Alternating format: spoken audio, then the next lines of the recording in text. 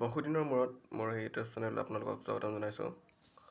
আজিৰ সেই ভিডিঅ'টোত মই কিছু ৰৈ ৰৈ বিনালে বোলছবিৰ ওপৰত ভিডিঅ'টো বনাইছোঁ। এইটো সকলোৱে জ্ঞাত, এই ৰৈ ৰৈ বিনালেটো আপোনাৰ আমাৰ প্ৰিয় জুবিন দাৰ শেষৰটো চিনেমা হয়। এইটো বৰ্তমান চিনেমা হলত চলি আছে।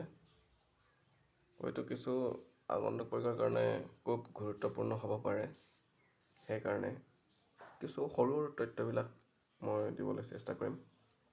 গতিকে আৰম্ভ কৰিছোঁ।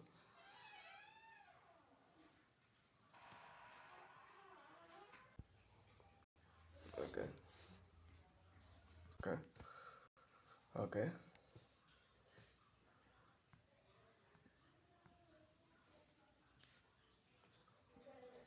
ইয়াত আছে ৰৈ ৰৈ বিনালে। গতিকে ইয়াত কৈছে অসমৰ এখন এই চিনেমাটোৰ প্লট অসমৰ এখন সৰু চহৰৰ পৰিৱেশিত সেই কাহিনীটোত এজন সংগ্ৰামী সংগীতজ্ঞক অনুকৰণ কৰা হৈছে।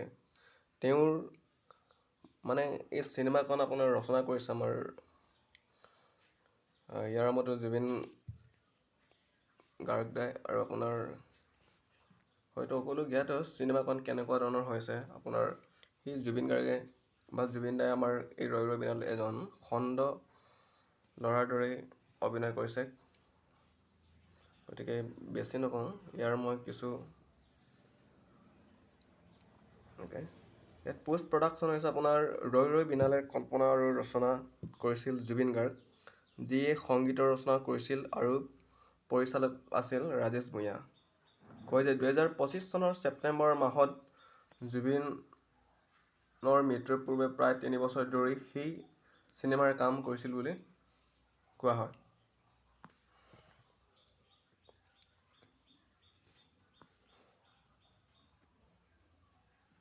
গতিকে আপোনাৰ দেখিছে আমাৰ পৰিচালক ৰাজেশ ভূঞাৰ ফটোখন।